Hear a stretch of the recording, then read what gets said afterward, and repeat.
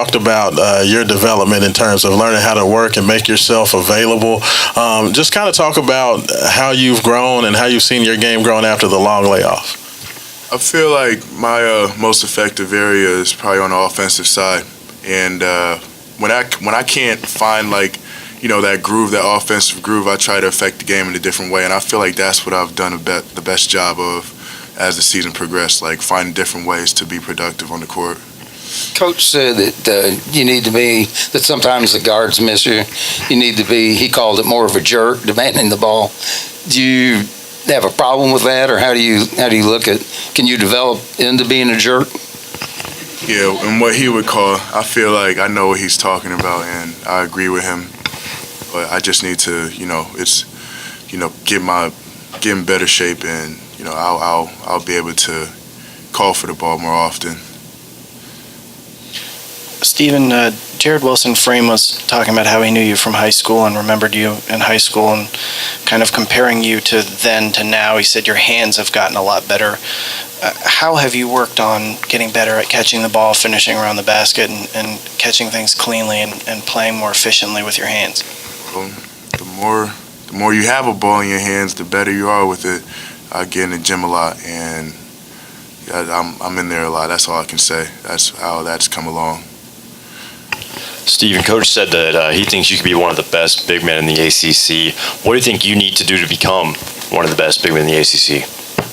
Well, I need to just flat out, I need to be more dominant. And I have to expect more out of myself every game in order for me to continue to get better, to reach that goal. What was the feeling tonight after the final buzzer, just knowing how this game went when you were at Pittsburgh?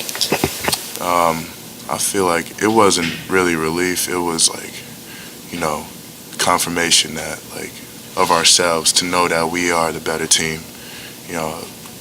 Credit out to Pittsburgh. They play really hard, and they punched us really hard. But we know how hard we can work, and that's really how it went tonight or today. Steven, for a big man, you shoot free throws exceptionally well. Is that something that you work on in the offseason or after practice each time to get that stroke going? Because it's a very smooth shot that you have in, and it's usually going in every single time. I really worked on my free throws over this summer, because in the past, my college career, I haven't been shooting them pretty well, but that was really something I wanted to improve on. Now, February is going to be a tough slate for you all, and after the Wake Forest game on Wednesday, of course, I know we're not going to overlook that. But are you guys trying not to peek ahead? Are you taking it game by game, or I know it's going to be some big games coming to the Yum, and you're going to have some big road games coming up as well?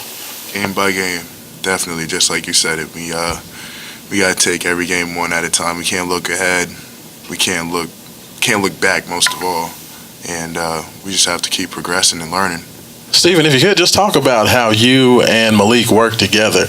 Malik has a couple of big block shots, and then, of course, that gets everybody hyped. Then you come in and get a couple of alley-oops. How do you two approach the game and kind of push each other when you're out there?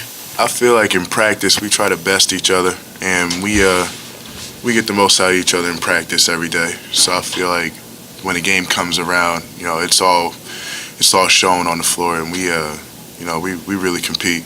And he gets me better, I get him better. Do you really go at each other in practice, or how does that?